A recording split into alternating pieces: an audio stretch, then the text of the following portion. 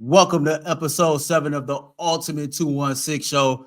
Wasn't gonna waste no time, man. Second guest ever joining me, somebody that I've been really eager to work with. My man Quincy Carrier, content creator, covering all things Browns, Cavs, and the AFC North. My man got over 42,000 subscribers on YouTube. If you're not subscribed, man, swing over there, subscribe, ring the bell, stay notified of what Quincy got going on. Salute to you, King. What's going on, brother? Good, man. Good. Just been waiting out this free agency period. It seems like it's slowing down, but AB, he's good for like a July free agency boom, Thanks. like out of nowhere. So you Thanks, never man. So know. let's get into it, man. Right before we jumped in here, man, per multiple reports, I believe Adam Schefter had it first. The Browns just signed 25-year-old Devin Bush to a 1-year contract, bro. Devin Bush, former first-round pick of the Pittsburgh Steelers back in 2019, towards ACL in 2020, only had 37 tackles last year with the Seattle Seahawks. Initial thoughts, Devin Bush to the Cleveland Browns. Andrew Berry don't give up on like draft prospects that he likes. I think Right. that's my biggest like takeaway is okay, if he likes somebody in a draft and it makes sense to bring him in as a flyer, he's gonna make that choice to go at them. I mean, this team is full of guys like that, right? Where you look at Elijah Moore is another case like that. Jerry Jeudy, who they traded for, is another move along those lines. Even somebody like Wyatt Teller, who he didn't bring in, he stuck with because he probably liked him in the draft process. David Njoku, another guy who tried to get out of here. Andrew Berry liked him in the draft when he was here, in 2018 or 17, and stuck with it, right? Deshaun Watson, famously somebody that Andrew Berry pushed for and then swung around and got. So he's all like, if you want to know where Andrew Berry is with free agency, you just got to look at who he likes when they come out. That's usually who he's going to be willing to kind of give a shot to. And Devin Bush, it fits that profile. It's probably a player Andrew Berry liked a lot. Didn't like him enough to take him in the first round or anything like that.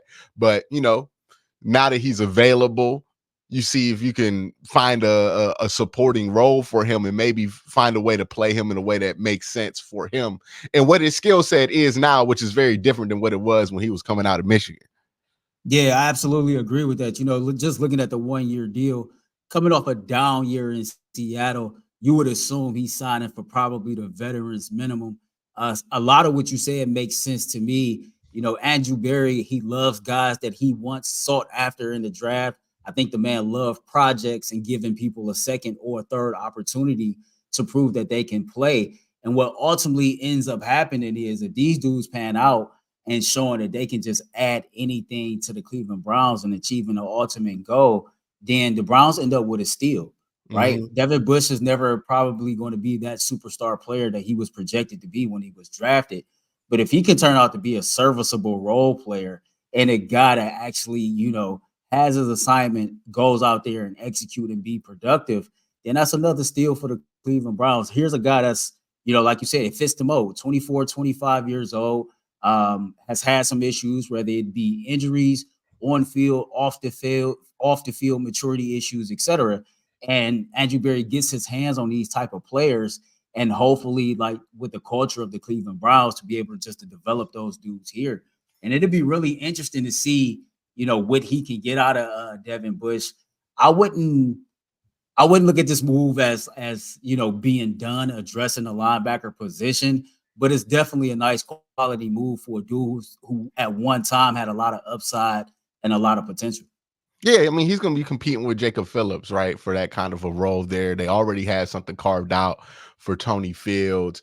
They signed Jordan Hicks to kind of replace what Anthony Walker was giving you. I think it's going to be between Jacob Phillips, who was fine until they moved him to Mike in 2022. Yeah.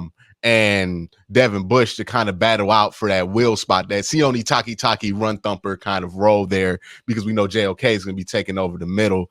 And I think a lot of the moves that they've made at linebacker this year are about making sure that they can build around and put JOK in the best position possible to kind of lead this defense from a linebacker perspective.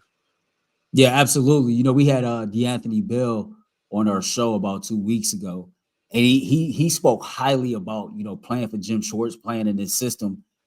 but he spoke more to about what year two and this system would look like when you understand the language, you understand where you need to be at on the field, and how most of the guys that's returning on the side of the ball, they can definitely help like with the learning curve for the guys that's incoming. And I totally agree with you. I think everything is about, building that linebacker room up to surround it, with Jock to kind of exploit everything that he does very, very well. So I like the move. I'm still an advocate of I still want Jerome Baker. Maybe I'm being a little greedy here, but that's a dude that's from here. I don't know for sure if he wants to come home and try to contribute to the Cleveland Browns winning a Super Bowl, but I wouldn't stop at Devin Bush. I would try to see if I can get Jerome Baker as well. I think they're looking to draft too, right? There's the draft Right. on the horizon. They might find a need to add there. I honestly think that they feel pretty set at linebacker. I mean, they haven't emphasized linebacker too much, right? Right. Right. Throughout Andrew Berry's regime. And I think they're pretty set there with JOK. You gotta remember, Grant Delpit figures into this linebacker conversation too, because he kind of does a little bit of both. So he's not just gonna be somebody, it's not just JOK that they look as a difference maker. It's like Grant Delpit, they feel like can kind of go in there and make a difference. They signed Jordan Hicks. I think anybody else will be like kind of flyer deals like they're doing right now with Devin Bush. I don't know if they feel the need to go out and get another starter. I think they feel fine with having the competition between Tony Fields, who they felt comfortable with letting them play a lot last year. And then not Jordan Hicks, and Devin Bush and Jacob Phillips, who remember they took in the third round. So like they still kind of believe in him a little bit. It's just, man, I mean, what was it the same pec as before that he tore? Jacob, I can't remember off the top of my head what his injury I was mean, that kept this him is a out. dude like when the few times that we've seen him on a football field, you can see the sideline to sideline speed. You can see the great coverage skills and things like that. But the best ability is availability. Mm-hmm. If the Browns, really wanted to bring him back on a 1-year flyer to see what he can do healthy, I'm definitely not opposed to that at all. You mentioned Jordan Hicks, and I think Jordan Hicks signing, when you talk about the development of Jock, and you got a guy like Devin Bush coming in, you have Tony Fields. Here's a guy that's a veteran that's had a lot of success, who's played in Jim Schwartz's system, and to me, I kind of marry this like I do with the Amari Cooper and Jerry Jeudy pairing. This is a dude who can teach these young linebackers the system and kind of mold Jock into that next quote unquote him dude, before he actually moves on into retirement. And so I thought that was another great pickup by Andrew Berry, a signing that really made sense for the Cleveland Browns based on our own situation. Yeah, I think that was another kind of Andrew Berry style signing where he just waited, signed somebody for fair value, and kind of just moved on from there. But yeah, Jordan Hicks, I think he's a tackle guy. He is kind of an all around linebacker, not necessarily going to be somebody who makes a ton of plays, but somebody who's going to be there, be in the direction of a lot of these plays, be somebody who is a safety valve. If somebody gets through a gap that they're not supposed to, he might not make the tackle, but he will slow down somebody so a Grant or Jock can get over there and make the tackle. So yeah, he's going to be one of them pieces where it's probably a good thing if we're not talking about him that much, Right. because his game is not supposed to be very talkative, Big facts. Yeah, big facts, big facts. So just looking at this entire, off season, we can throw the Jerry Jeudy acquisition via trade in there, but looking at everything that Andrew Berry has done from Monday to now, no kind of make you jump out your skin type splash moves, even though I did kind of get really excited earlier this morning when I seen we signed Quinton Jefferson. But just talk about the moves that he's made, from Monday to now, and how you assess those moves. What kind of grade would you give Andrew Berry right now? Well, I think the thing that people should keep in mind is that the Browns could walk out there today and they have one of the best rosters, if not the best roster in all of football.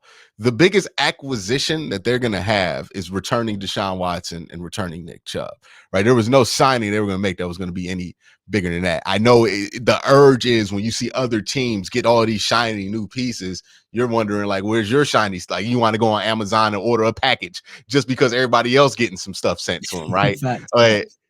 you got enough at the house, right? And that's where the Browns are. They got a lot at the house. Like Deshaun Watson, I know people maliciously bring up his $230 million contract all the time. But to be fair, if you look at this roster, you think, hey, a guy that's a franchise quarterback, this is a Super Bowl roster, right? Like if he's a franchise quarterback, this is a roster you can expect a Super Bowl behind. Like, yeah, is there a couple flaws here? The defensive tackle room, you would like another starter in there. But that's not you can't win a championship because of it whole, right? They don't have any of those. If Nick Chubb comes back to full strength, then you really have nothing there that you can just point to as like, oh, they can't get over the hump because of this. Baltimore, I mean, they almost beat Pat Mahomes with like what, Zay Flowers was their best receiver last year. So, you know, this roster, like, we could pick at it because we're here and we look at it every day and talk about what we don't have as much as we want. But this roster right here is about as good as it gets for a team, especially if you feel like and you're paying somebody to be a franchise quarterback. And I think that's the important thing to keep in perspective, is that this is a team that feels like they have enough already, and that they're pretty much set, right? Like, we'll get another wide receiver because we saw that pop up as a problem. You know, we'll add some depth around the edges, and we'll probably get another D tackle or something like that. But as far as like these big overhaul type moves, they were never going to make those because this isn't a team that needs a starter at any position almost.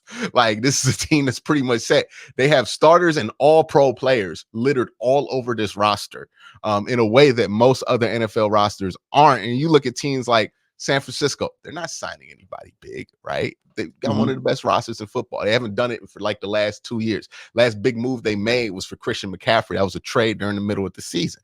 When you have a roster like the Cleveland Browns, you're not going to be in that first week of free agency, we need to get somebody to play here. I'm going to throw 27 over 2 at DJ Reader, or I'm going to throw 27 a year at Christian Wilkins. Like, you're at the point where it's like, you don't need the big, like that big piece. Like, what's that going to do? Make your defensive line unstoppable? Yes, but you have Myles Garrett. You have Zadarius Smith.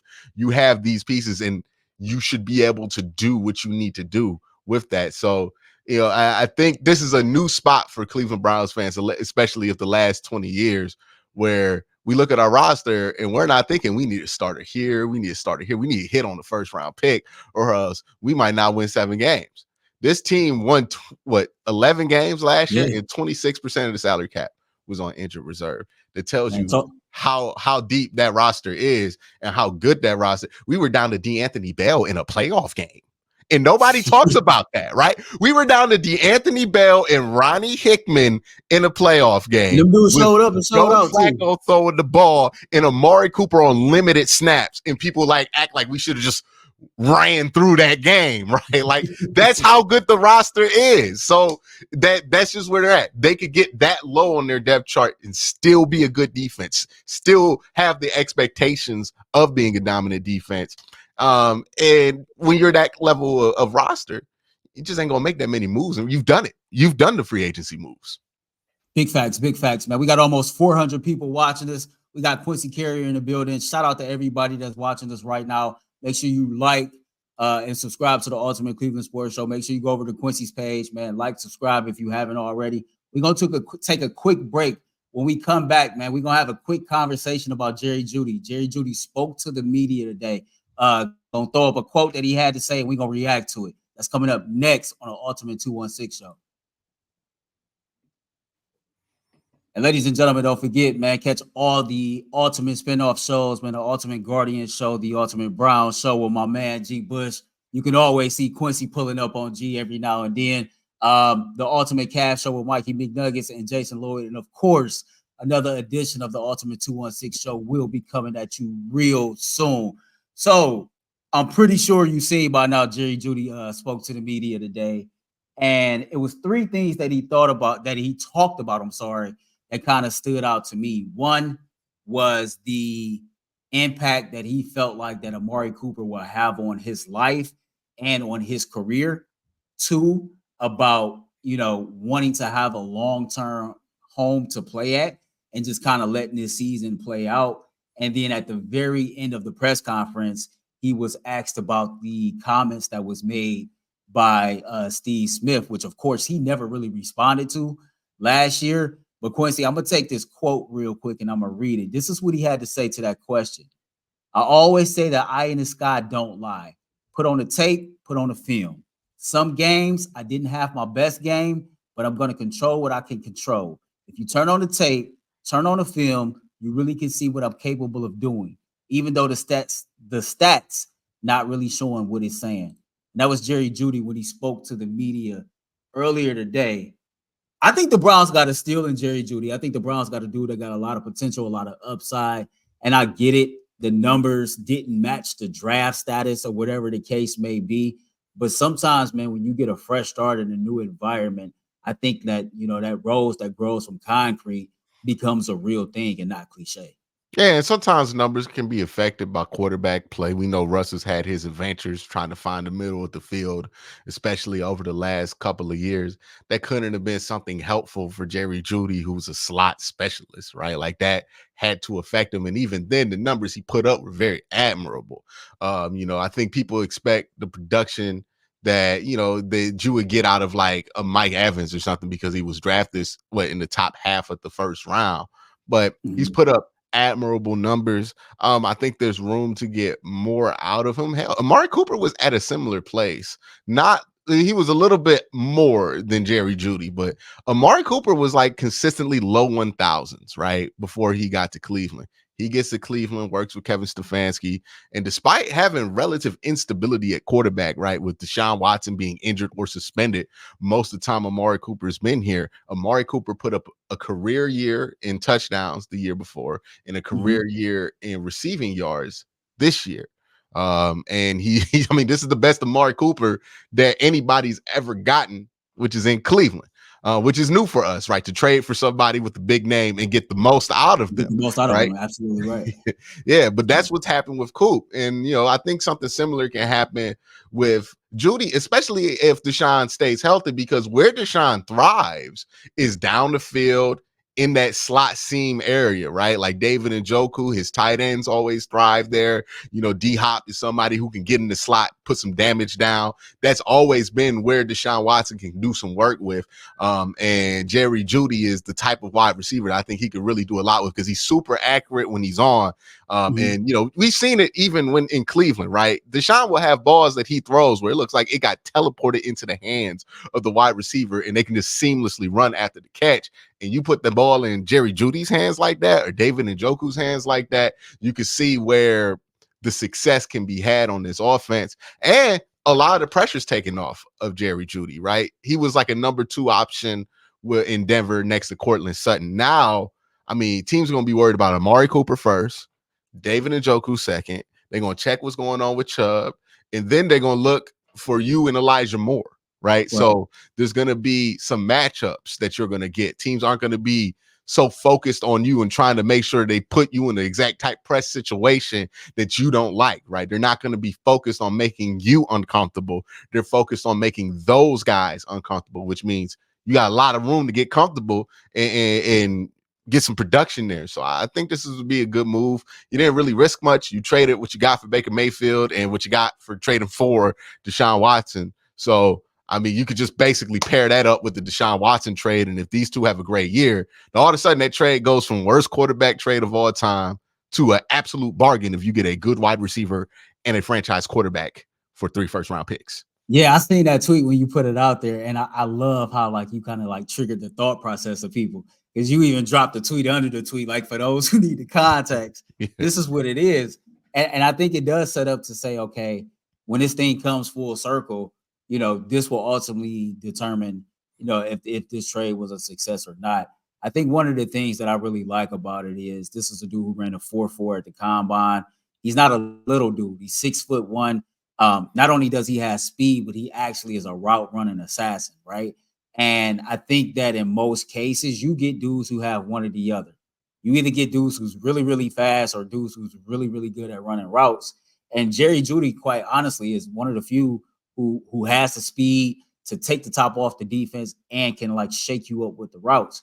When you talk about 40+ yard receptions since 2022, he has 10, Amari has 12.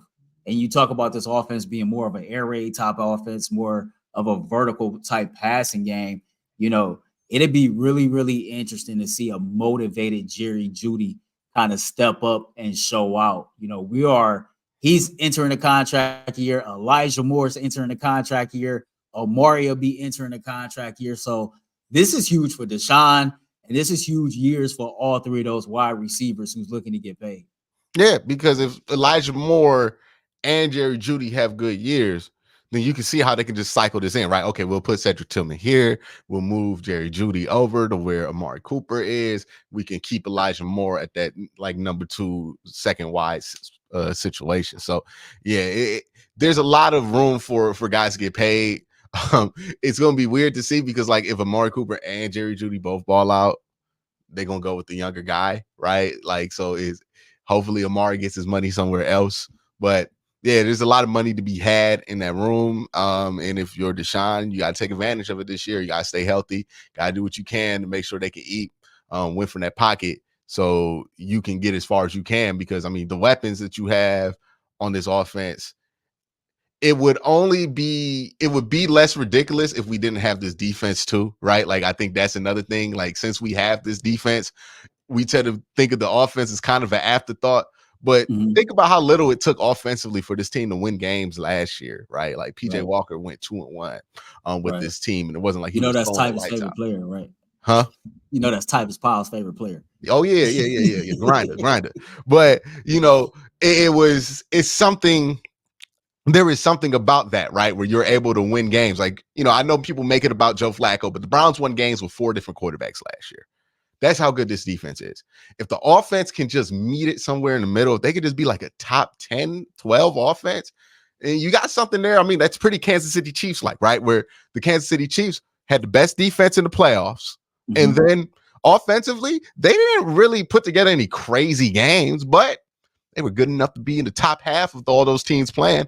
And that's it. That's all they needed, right? To get past everybody, because you need that balance to win a Super Bowl, right? And the Browns are addressing special teams this year. They're bringing back D-Hop. They have the punters and everything else.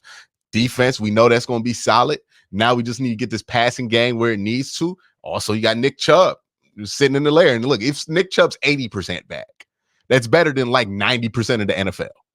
Man, big facts. So listen, man, we're going to take a quick break. When we come back, we got 514 people watching. Again, shout out to y'all. A couple more minutes with Quincy. If you got any questions for Quincy, drop them in this chat. Of course, super chats get read first. We're going to answer those questions, man. Chop it up with him for a few more minutes. Get Quincy out of here. And then, of course, man, I want to have a conversation about mental health before we wrap up. But as always, make sure you are subscribed to the Ultimate Cleveland Sports Show. Ring the bell, hit the like button, stay in the know of everything that's going on. Now, we going live as soon as possible. Anytime the Cleveland Browns make a move, Ultimate Cleveland Sports Show, man, your one-stop shop for everything Cleveland sports. So, Quincy, my man, this is the first time me and you really worked together. I know I've tried to work with you a couple times. I've been in this game for about 3.5 years. This will be my 4th year. I followed your content for a while. Like, what's your message to people who want to do what you're doing and they don't really see the immediate payoff or the immediate gratification? Because I remember producing on the radio, I think 2 seasons ago, when the Browns invited you to training camp. You know what I mean? Like, I've really seen like your work pay off. What would your message be to those people? I think it's just about making sure you find what you want to do and figure out what you want to do with that, right? Like, that's been my whole thing my entire life is, okay, I went to college. I want to learn how to do film, right? But we didn't have a film program at the college I went to. So I was like, okay, I'm going to join film club. I'm going to find a way to get access to a DSLR so I can learn how to use that. Then I'm try to get some scholarships to be able to afford a camera and be able to make my own projects and stuff like that. There's always going to be reasons to not be able to do something. I think you have to be creative. And like, if you want to do something, you just got to be creative and be willing to compromise a little bit to what it can look like.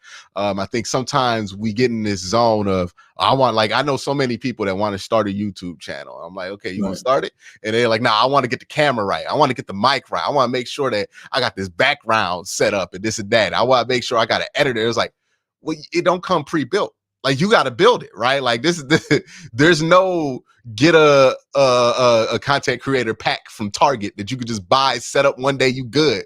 Like you're gonna have to just go out here and do it, because you're gonna get all that camera, all that equipment. You don't know what you're doing with it, right? You don't know what your flavor is. You don't know what it is that you're trying to package and sell, what that people would want to watch if you're putting stuff out there. And that's what it was for me. I just wanted to talk Browns, so I started making videos about the Browns.